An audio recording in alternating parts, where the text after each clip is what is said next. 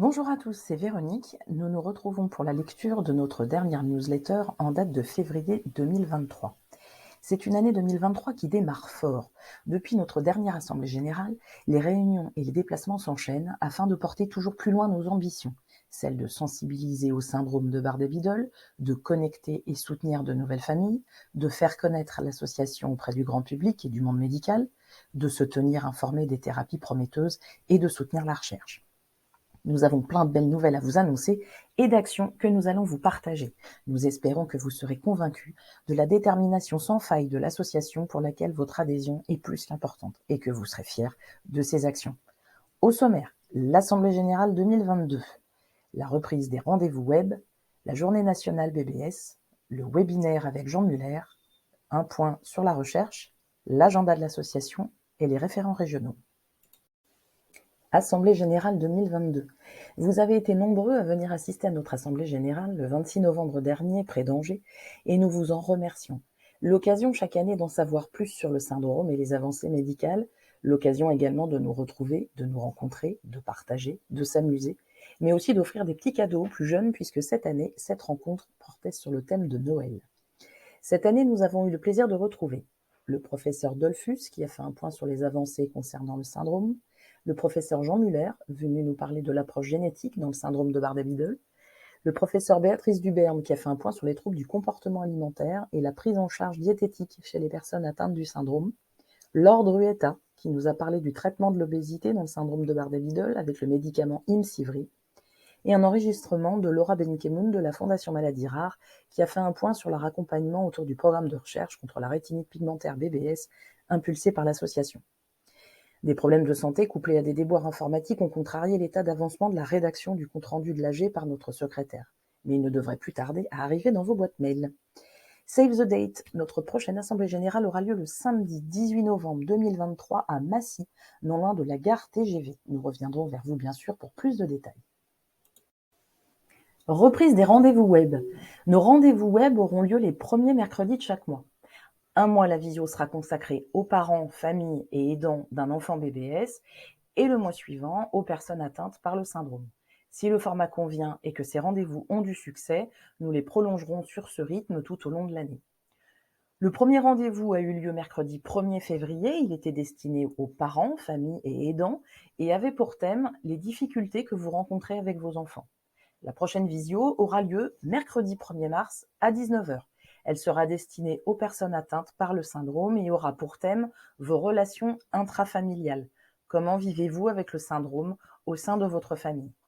Votre expérience et vos témoignages sont importants pour nous aider à mieux comprendre les difficultés que vous rencontrez, mais aussi pour mieux conseiller les parents qui s'interrogent sur la façon d'accompagner leurs enfants. Journée nationale BBS. Le 1er mars, nous célébrerons la première journée nationale BBS. Pourquoi le 1er mars, me direz-vous ? Car c'est une date historique pour le syndrome de Bardet-Biedl en France. En effet, elle marque l'anniversaire de la découverte du gène BBS10 en 2006, qui est le second gène majeur du syndrome, par l'équipe du professeur Hélène Dolphus avec Corinne Stutzel, des hôpitaux universitaires de Strasbourg et Université de Strasbourg, et la participation d'autres équipes à Strasbourg avec Jean-Louis Mandel, Olivier Poc et Jean Muller, ainsi qu'aux États-Unis avec Nicolas Katsanis et Erika Davis. La mise en évidence de ce gène a permis une avancée importante concernant la compréhension du syndrome ainsi que le diagnostic de nombreux patients. Qu'allons-nous faire pour l'occasion ? Nous allons en profiter pour mettre en lumière le syndrome de Bardet-Biedl et le travail de nos chercheurs, grâce à des témoignages de personnes atteintes et leurs familles, et à un visuel personnalisé où vous serez mis à l'honneur pour communiquer sur les 24 gènes du syndrome grâce à 24 ballons colorés. Vous aussi, vous souhaitez nous faire partager votre vécu et ou votre photo et participer à ce premier élan BBS national ? Envoyez votre photo ou celle de votre enfant à Véronique par mail à l'adresse suivante présidencebbs@gmail.com. Pour le témoignage, il suffit de répondre aux questions suivantes. Dans quel contexte et à quel âge a été diagnostiqué le syndrome de votre enfant ou le vôtre pour les adultes ? Comment avez-vous vécu l'annonce du diagnostic ? Comment s'articule votre vie ou autour de celle de votre enfant aujourd'hui ? Quels sont vos espoirs pour demain ? Et votre message en ce jour du 1er mars pour soutenir nos chercheurs qui œuvrent pour faire avancer la recherche. Puis, de les envoyer par mail à Véronique qui se chargera de les mettre en forme pour diffusion sur les différents réseaux sociaux. Vos témoignages sont importants car ils permettent de montrer que chaque famille partage bien souvent les mêmes difficultés. Cela permet de se sentir moins seul face à la maladie rare et de créer du lien. Webinaire exceptionnel avec Jean Muller. À l'occasion de la Journée nationale, nous vous proposons un webinaire exclusif avec Jean Muller. Comme vous le savez, c'est majoritairement entre ses mains que passent vos prélèvements sanguins ou celui de votre enfant pour apporter la preuve moléculaire du BBS. Jean Muller viendra répondre à toutes les questions que vous vous posez sur l'aspect génétique du syndrome, par exemple le diagnostic, les gènes, les mécanismes responsables de la maladie, l'exome, le génome, les impasses diagnostiques ou autres. Pour vous inscrire, rien de plus simple, il vous suffit de suivre le lien qui est indiqué dans le post. Nous allons faire un point sur la recherche. La rétinite pigmentaire regroupe plusieurs pathologies caractérisées par, dans un premier temps, la diminution de la vision dans des conditions de faible luminosité, puis par la perte de la vision périphérique de jour conduisant à une vision en tunnel. Cette dégénérescence finit par atteindre la rétine centrale et conduit majoritairement et malheureusement vers la cécité. Dans cette pathologie, ce sont en fait d'abord les photorécepteurs de type bâtonnet qui meurent, ce qui entraîne dans un second temps la dégénérescence des cônes. Comme vous le savez, l'association a voulu s'investir dans le soutien financier à la recherche. Nous avons souhaité établir un partenariat fort avec le professeur Dollfus à Strasbourg et avons donc impulsé un projet collaboratif entre l'IGMA, dirigé par le professeur Hélène Dollfus, et l'Institut de la Vision à Paris, avec le professeur Olivier Gouraud et Denise Dalcara, qui associent respectivement leur expertise dans le BBS, la production de vecteurs de thérapie génique et la production d'organoïdes. Leur objectif est de mettre au point une thérapie génique par injection vitréenne moins risquée et potentiellement moins toxique que les injections sous-rétiniennes actuellement en développement. État des lieux. C'est un projet qui prend du temps, que ce soit dans la mise en place des différentes autorisations, l'aspect logistique ou du personnel. Ainsi, les autorisations éthiques et réglementaires, qui ne peuvent se finaliser qu'une fois le financement obtenu, ont été demandées des réceptions des fonds en octobre 2021. La réponse positive des autorités a été obtenue en mars 2022. Malgré un nouveau retard de travaux d'animalerie à Strasbourg, les modèles murins BBS ont été commandés, puis croisés et entretenus afin d'obtenir le fonds génétique adéquat pour réaliser les tests. La construction des vecteurs, appelés AAV, a donné du fil à retordre à l'équipe, qui, après avoir pris conseil auprès de Denise Dalcara et tenté plusieurs approches, a décidé de faire appel à un prestataire externe pour produire les constructions ADN. Elles ont été envoyées à Denise Dalcara pour production des lots d'AAV qui n'ont pu être livrés que dernièrement. L'équipe a dû faire face également à de nombreux rebondissements. La nouvelle animalerie à Strasbourg n'est toujours pas livrée depuis 2019. Le contrat de l'ingénieur d'études n'a pas été renouvelé par l'université.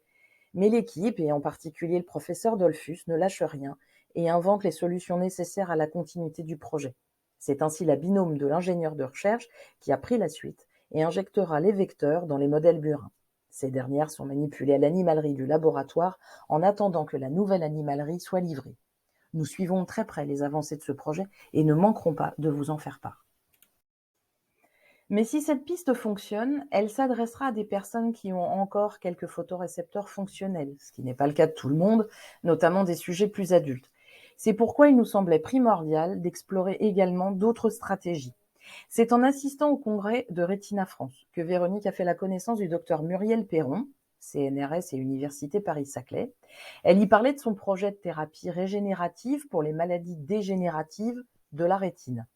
Nous avons donc le plaisir de vous informer qu'après prise de contact et plusieurs réunions, nous avons décidé de soutenir financièrement les travaux de Muriel Perron et venons de signer une deuxième convention de partenariat, toujours grâce à l'aide de la Fondation Maladies Rares et notamment de Laura Benkemoun, coordinatrice du projet, qui en assurera également le suivi scientifique. Voici le résumé du projet. Dans la rétine humaine, les cellules souches sont dormantes et donc incapables de compenser des pertes cellulaires en cas de blessure ou de maladie dégénérative. A l'inverse, les cellules souches de la rétine des amphibiens ou des poissons sont dotées d'une incroyable capacité régénérative. Leur ambition est d'identifier des molécules capables de réveiller nos cellules souches dormantes et ainsi de stimuler des mécanismes d'auto-réparation. Pour ce faire, ils vont tirer profit de deux modèles animaux aux propriétés distinctes. Le xénope, qui est une grenouille dotée d'exceptionnels mécanismes régénératifs, et la souris, qui, comme l'homme, est incapable de régénérer spontanément sa rétine. Leur projet actuel consiste à évaluer l'impact des signaux inflammatoires sur les différentes étapes du processus régénératif. Sur la base de données préliminaires nombreuses et prometteuses, ils croient fortement que moduler l'inflammation est essentiel à la genèse d'un micro-environnement cellulaire favorable à la régénération. Les molécules identifiées à l'issue du projet pourraient donc constituer des cibles thérapeutiques et ouvrir la voie au développement de stratégies de médecine régénérative destinées à un large spectre de patients atteints de dystrophie rétinienne telles que la DMLA, les rétinites pigmentaires non syndromiques ou les rétinites pigmentaires syndromiques comme celle du syndrome de Usher ou de Bardet-Biedl. Agenda de l'association. Le 2 décembre 2022, Véronique et Grégory ont représenté l'association et le syndrome de Bardet-Biedl à l'espace de l'Ouest lyonnais à l'occasion de la journée territoriale de l'obésité. Une occasion de rencontrer plus de 200 professionnels de santé du territoire, de faire connaître l'association et d'échanger autour du syndrome. Le 12 janvier 2023, Véronique et Grégory ont représenté l'association et le syndrome de Bardet-Biedl lors de la 39e journée scientifique de l'AFERO, qui est l'Association française études et recherches sur l'obésité, qui se déroulait à l'espace Pan Piper à Paris. L'occasion de rencontrer les différents médecins en endocrinologie et métabolisme, en gastro-entérologie et autres docteurs en service de nutrition des 4 coins de la France, afin de les sensibiliser au syndrome et leur faire connaître l'association et ses missions. Le 3 mars 2023, veille de la Journée mondiale de l'obésité, et en partenariat avec l'Agence régionale de santé des Hauts-de-France, les CSO des Hauts-de-France se réunissent pour une réunion de coordination qui se tiendra à la salle du gymnase de Lille. Véronique et Grégory tiendront une fois encore un stand BBS afin de représenter l'association lors de cette journée qui rassemblera 150 participants, dont les référents et acteurs de la prise en charge de l'obésité des différents centres hospitaliers du réseau, tels que le CHU d'Amiens, le CSO Picardie, le CHU d'Arras, le CSO Artois, le CHU de Valenciennes, le CSO Hainaut, le CHU de Lille, le CSO Lille Métropole et le CHU de Boulogne-sur-Mer. Référents régionaux. Le 19 janvier 2023, l'association a organisé une réunion en visio avec toutes les personnes qui se sont portées volontaires pour être référents de la région où elles habitent. Cette réunion a permis d'évoquer les missions du référent régional, les outils à sa disposition, les informations de base à connaître, le discours associatif à tenir, les idées d'action, afin que chacun puisse être à l'aise dans son rôle. Il a été convenu que chaque référent disposerait d'une clé USB logotypée avec toutes les informations et brochures dont il aura besoin. Il disposera d'une boîte mail anonymisée avec signature sur la même charte graphique et sera également muni d'une carte de référent régional personnel qui lui permettra de justifier de son rôle lors de ses diverses participations. Le rôle du référent est multiple et permet de déployer les ailes de l'association au niveau local, au plus près des familles et des différents acteurs. Ainsi, il pourra se charger de l'accueil et renseignement auprès des familles de la région par mail ou par téléphone, de faire connaître l'association et son rôle auprès des familles et du personnel médical, de l'organisation de rencontres familles en région, de l'organisation de manifestations en région pour faire de la levée de fonds, de la participation à des réunions ou des rencontres régionales sur les maladies rares si besoin, de l'envoi et ou dépose de documentation aux familles et aux professionnels médicaux. À l'heure actuelle, nous avons encore des régions à couvrir. Nous avons besoin de bénévoles sur place pour tenir ces rôles qui nous aideront à faire grandir l'association et à donner encore plus de visibilité au syndrome. Pour plus d'informations ou postuler, envoyez un mail à Véronique, présidencebbs@gmail.com. Tous ensemble, nous serons plus forts.